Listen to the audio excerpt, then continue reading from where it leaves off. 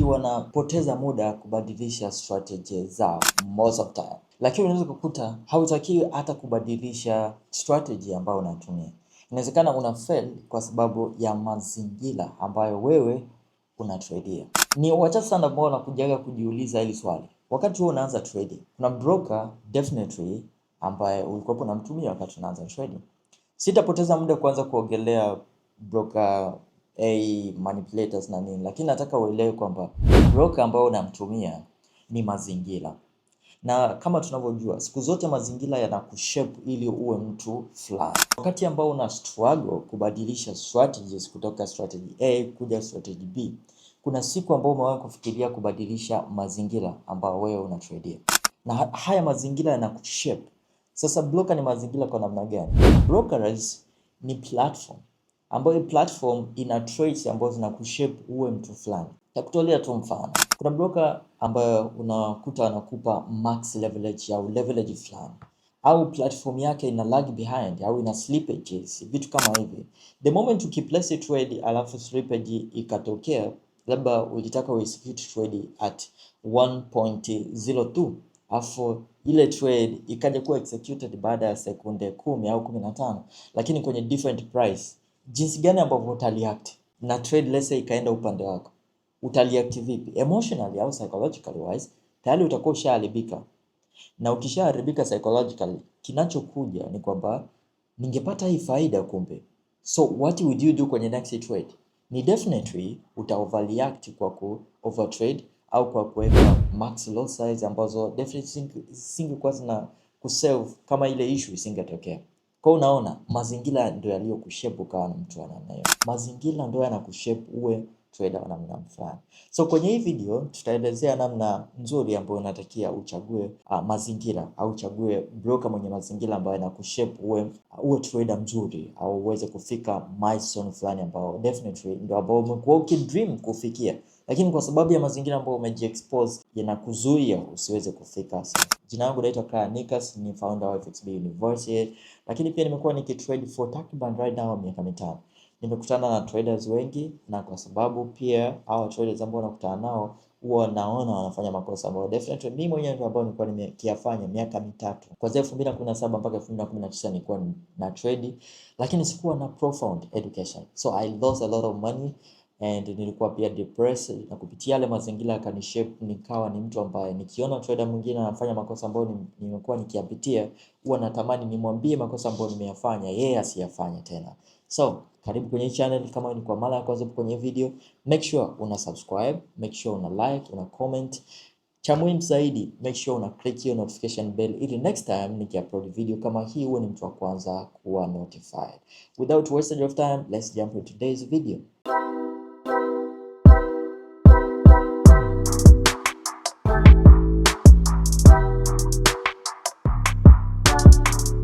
Before tuzungumzie broker, natakia uelewe kitu kimoja, kwamba broker ni mazingira. Mazingira yale yanakushape uwe trader wa namna fulani, na ili uwe trader wa namna fulani, let's say mazingira ambayo uliopo hayakufavor wewe kufikia goal au kufikia vision ambayo wewe unatamania uweze kufika, so inabidi ubadilishe yale mazingira. Lakini sasa vitu gani ambavyo unaviangalia kwenye mazingira ambayo unataka ushift ubadilike? So leo ndo hicho kitu ambacho tutakiangalia kwenye hii. So kama tunavyojua, ili uweze kutrade unahitaji mtu anaitwa broker. So broker tunaita ni mtu kati ambaye anaunganisha trader na liquidity provider, ambapo liquidity provider ndo tunakuta financial institutions, tunakuta big traders na market participants wa aina mbalimbali. Kwa sababu wewe ni retail trader, so utahitaji broker. Sasa sio kila broker ni mzuri, na sio kila broker mzuri pia kwako wewe anakufaa. Inawezekana kama ni mzuri kwa mazingira fulani, lakini wewe hakufai kwa sababu ya trading style yako. Sasa ukichagua broker mbaya, unakuwa umejiharibia wewe mwenyewe discipline, umejiharibia mwenyewe time, kwa sababu utaanza kustruggle kufikia level fulani. So tayari utakuwa ushapoteza muda. Kama tunavyojua, ukishapoteza tu let's say mwaka mmoja kwenye safari yako ya trading, maana yake umepoteza huo mwaka kwenye maisha yako yote, au utakuja kulikava tena ule muda. Lakini right now unaangalia hii video, tayari naweza nikakusave ili usipoteze tena huu muda ambao muda ni sehemu yako ya maisha mpaka unakufa, hautakuja kulikava tena. So tayari nataka nikusave kupitia hicho kitu. Inatokea uelewe kitu kimoja kwamba broker anakushape. Anakushape vipi? Broker anatumia different traits kukushape wewe uadopt kwenye mazingira ambayo yeye anakuoffer services. Lakini takia uelewe pia kitu kingine kwamba broker ambaye anakushape utrade kwenye mazingira fulani, yeye sio rafiki yako. Broker sio rafiki yako. Broker ni your first enemy. So make sure you know how to deal with your enemy. Wanasema ili uweze kumshinda adui inatakiwa ujue anavyopray. So you have to understand your enemy. Sasa tuzijue hizi traits ambazo zinakushape wewe uweze kuadopt mazingira yake. Kitu cha kwanza ambacho brokers wanakitumia ni leverage. Mara kwanza nilikuwa sielewi namna ambavyo namkuta broker kabla huja sign up au huja deposit, anaanza kukupa kama test, kama mtihani, ambao ni broker right now ambao namtumia. So nitaweka link kwenye description, unaweza ukamwangalia. Before yeye ku accept wewe, inabidi akupe test kujua wewe unajua kuhusiana na hichi kitu au wewe uko level gani, ili aweze kujua namna ambavyo atakuhandle.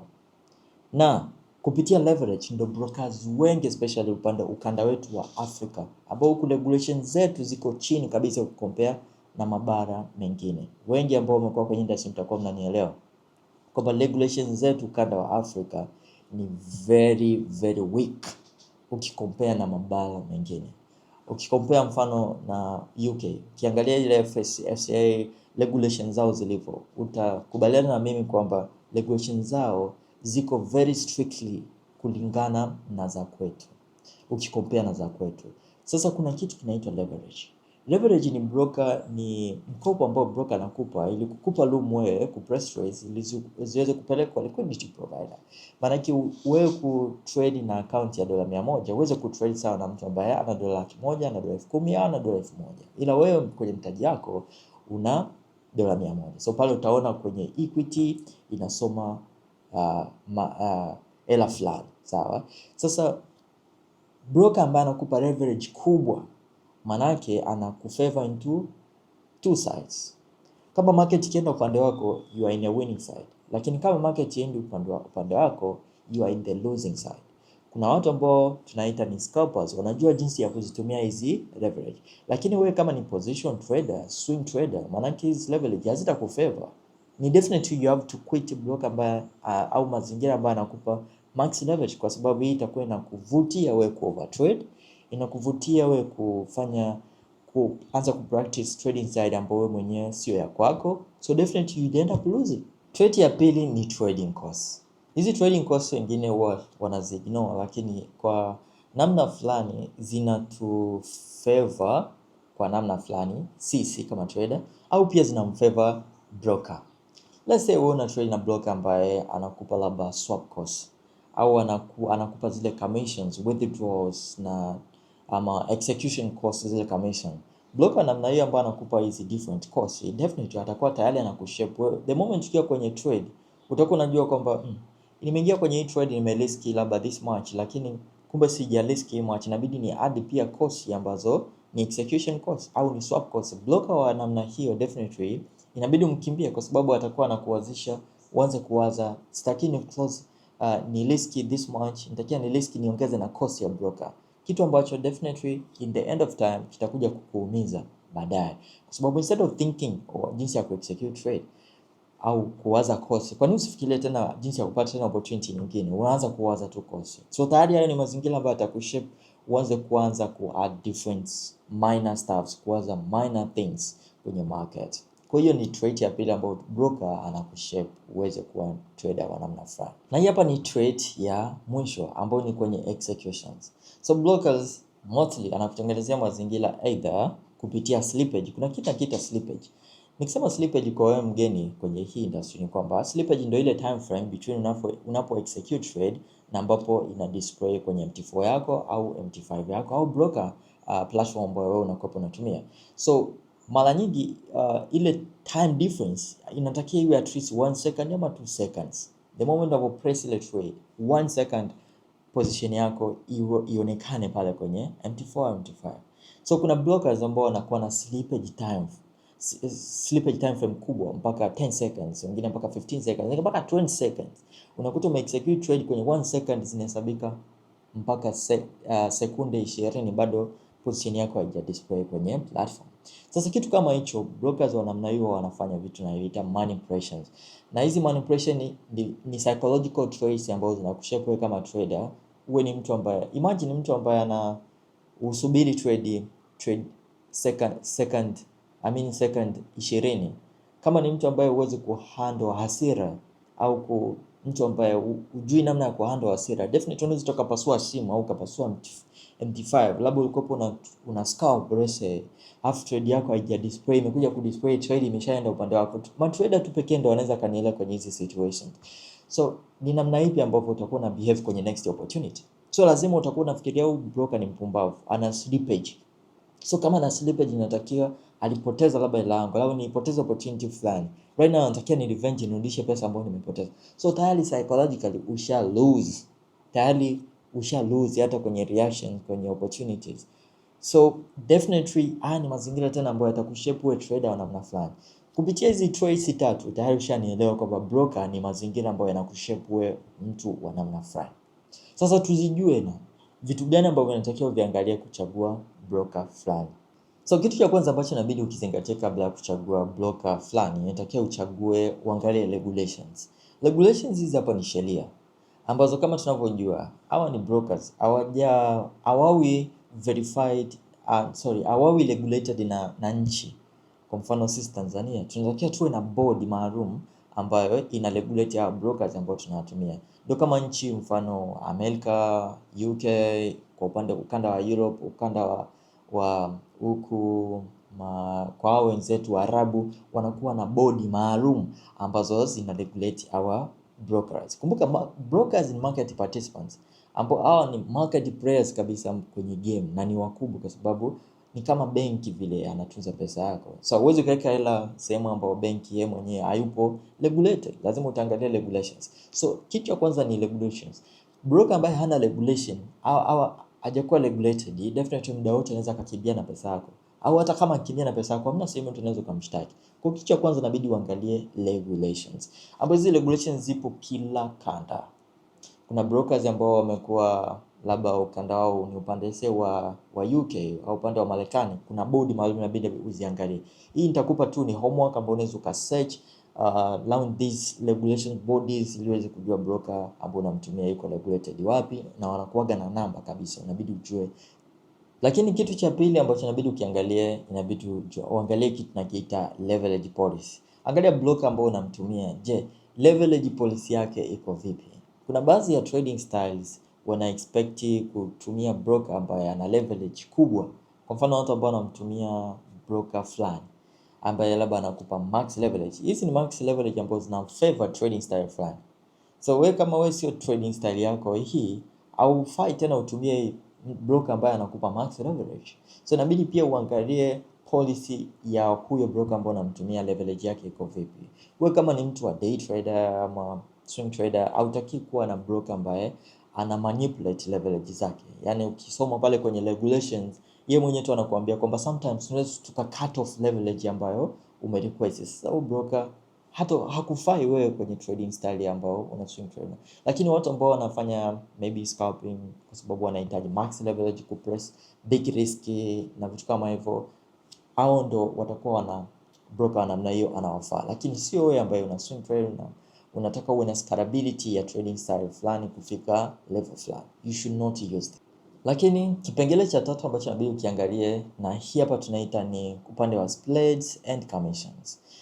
Well, wewe ni trader ambaye inabidi ujue jinsi ya kucut hizi different minor expenses ambazo zinakuwa incurred kwenye platform ambayo unakuwa unatumia. So most of time sisi kama traders huwa tunaepuka broker ambaye anakucharge wewe commission kila trade ambayo unatumia. So broker kama huyu you should ignore broker ambaye anakucharge commissions. Lakini pia ignore broker ambaye anakuwa na spreads kubwa. Nikisema spreads namaanisha the difference between the bid and the ask price wakati ambapo una price. Kwa sababu broker ni kama ni mtu kati. Yaani ni kama, kwa lugha rahisi tu kwa Kiswahili, huyu ni dalali ambaye dalali ana acquire hizi positions, ana acquire hizi assets, alafu anakuja sisi kutuuzia. So difference ya price ambayo ameuzia na ambayo wewe unakuja kuaski, ndio ile ask price. The difference here ndio ambayo tunaita ni spreads. Sasa hii spread ikiwa ni kubwa, we tayari kwako anakunyonya, so inabidi uangalie broker ambaye ana spreads ndogo kuliko yule ambaye ana spread kubwa. Unajua vipi? Unaweza ukaanza kuexplore kwenye platform yake. Mimi wana prefer broker mwenye spread ambayo tunaita ni spread ruler, ambaye ana spread ndogo kabisa. Lakini pia kigezo cha mwisho cha namba 4 ni execution quality. Hakikisha unaangalia execution quality ya order ambazo unazi execute. Epuka broker ambaye ana slippages kwa muda mrefu. Yaani ana slippages kwenye unavyo execute trade. Mimi siwezi tumia broker ambaye platform yake niki execute true trade inatumia sekunde 3, sekunde 4 position haija display kwenye platform. So definitely ni kwamba broker wa namna hiyo ambaye ana slippages ni kwamba hakuallow wewe mwenyewe ununue kwenye price ambayo market ipo. Anataka ununue au place position kwenye price ambayo yeye anataka yeye. Ndio maana ya ile slippage. So inatakiwa uepuke broker mwenye slippages. Epuka kabisa, usimtumie broker namna hiyo. Kingine ambacho inabidi ukiangalie ni platform stability. So nikisema platform stability, hizi ni platform ambapo kwa broker huwa anakupa wewe kama trader uweze kutradia au ku-execute trades au kuparticipate kwenye market, ambao mojawapo ni MT4 na MT5. Wengine wana zile extensions za online tofauti na MT4 na MT5. So jaribu kuangalia platform ambayo stability yake. So unajua vipi? Ni very easy. Jaribu kuangalia stability ya platform ambayo anakutumia. Je, iko stable during news release? Kuna blockers wengine kwenye platform yao utakuta kwenye trading view candle imefunguka ikiwa inaenda up au imefunga ikiwa haina wick, lakini kwenye platform ya broker ambayo unamtumia imefunga ikiwa na wick. So definitely kama ungekuwa umepress stop loss inge trigger, au wengine platform zao huwa wanapitiliza stop loss. Na hii scenario kama hizo, kama ni trader umekuwa kwenye game tayari unaelewa vitu kama hivyo vipo, na broker wa namna hii inatakiwa umwepuke at all cost, kwa sababu anakuwa yeye apray upande wako, na broker of course anatakiwa apray upande wako, na si wote ambao wana pray upande wa trader. Ni kwamba anatakiwa apray upande wa ambao ni fair play, tunaita ni fair play. So inabidi pia angalie kama anapata faida na wewe pia upate faida, lakini asikunyonye kupitia kwenye platform. So kama broker ana platform ya namna hii, make sure unakimbia. So kuna watu wengine huwa wananiuliza maswali, mfano nitumie platform ipi, MT4 ama MT5? Based on my preferences, me first time niko natumia MT4 na ndio ambao natumia right now, lakini hivyo anza kuswitch kwenye kwenye proprietary funding firms, nikaanza kutumia MT5, kwa maana MT5 inakupa ile room ya kujua pia stop loss. Unaweza ukajua pale kwenye unapokuwa una drag up and down, unaweza ukajua una list pips ngapi kuliko kuja kutumia kwenye trading view. Even though unakuwa mfanya analysis kwenye trading view, lakini ile platform pia allow uweze kupress uweze ku drag stop loss, ukawa unajua una risk how much on the first price kuliko kwanza kutumia trading view. So hiyo ndio feature ambayo ninaipenda. Nakumbuka last time nilitweet pale ambapo waliitoa hiyo, ilikuwa ni mwaka jana ndani December, end of December. Walikuja kaitoa, traders wengi sana walielapt kwenye social media across everywhere, then ikabidi wairudisha ile feature kwa sababu ile feature haipo kwenye MT4. Sasa MT5 tena kuna baadhi ya features zingine ambazo nadhani kila mtu ana upendo wake kwenye ile platform kulingana na trading style yako. Kingine ambacho inabidi ukiangalie ni deposits na withdraw. Hakikisha unachagua broker ambaye anakufavor unapokuwa unataka udeposit, unapotaka withdraw. Asiwe ni broker ambaye anakupa chenga the moment unataka utoe pesa yako, au the moment unataka udeposit tena unapita njia nyingi nini. Epuka broker wa namna hiyo. Make sure awe anakufavor kuanzia deposit methods ambazo zinakufavor, iwe ni bank, iwe ni crypto, iwe ni mobile transfer. Make sure anazo. Kama hana, then azikufavor, so inabidi ukimbie au uachane naye, tafuta broker ambaye anakufavor kwenye means of withdraw and deposit. Lakini pia ya mwisho kabisa, angalia account types. Angalia huyu broker anakupa account types gani. Kuna baadhi ya broker unakuta amekupa demo accounts, ana lila accounts, na hizi lila accounts unakuta labda amezigawa, labda ni pro au ni amateur. Wengine broker wako wa namna hiyo. So inabidi uangalie kama ana different varieties of trading accounts, alafu anakupa kwa nini hiyo account imekuwa valuated to other methods, other accounts. Jaribu kuangalia vitu kama hivyo. Mimi napendelea broker of course ambaye ana different varieties of trading accounts. Kama atakuwa na pro accounts, that's good. Kama na amateur, maana yake unamfahamu trader ambaye ni amateur. Ambao hizi amateur na pro unaweza kukuta difference yake labda ni leverage au akupi labda spread. Pia unaweza kukuta broker wapo namna hiyo, lakini pia unaweza kuangalia hicho. Cha mwisho kabisa ambayo ni bonus, inabidi uangalie customer support. Jaribu kuangalia broker ambaye pia ana customer support nzuri, ambao ukiwepo na tatizo au pasi through struggles kuja kumfikia ili aweze kuresolve issue yako. Make sure unatafuta broker ambaye kidogo ukimreach out, either iwe ni kwenye emails au ni support panel kwenye website, iwe ni very easy kumreach out. Au wengine unakuta kama una trade labda uko UK, uko Marekani, uko Asia, uko China, ama uko sehemu gani, kuna brokers ambao unakuta kabisa wana ofisi yao. So unaweza kuchagua broker pia ambao unaweza kumreach out pia in person, ambao inaweza kukusaidia in the long run. So naweza nikawa hii ni addition message kabla ya kuchagua broker ambao kama like I said, haya ni mazingira ambayo wewe na kufavor uweze kutrade kwa in peace ama uweze kufikia malengo yako fulani. Jitambue pia wewe ni trader wa namna gani. Kwa mfano, kuna day trader, kuna scalper, kuna swing trader, pia kuna position trader. So natakia ujue wewe kwanza ni trader wa namna gani. Sababu kepo let's say ni swing trader, kuna broker specific ambaye anakufavor kwenye hayo mazingira. Kama ni scalper, like I said, scalper most of time wanapenda brokers ambao wanatoa mpaka maxi au unlimited leverage. So wewe ni scalper ukachagua broker ambaye hakufavor kwenye easy leverage. So inabidi pia uangalie. Like I said, kwenye description nimekuwekea broker ambaye mi personal experience na nimekuwa nikimtumia na nimemrecommend pia kwa Highlight members au FXB members. Ndio unaweza nikarecommend pia kwako kama we ni day trader, unataka mazingira ya ku day trade, kama ni swing trader, lakini pia kama ni mtu ambaye ni position, ni anakupa mazingira ya namna hiyo.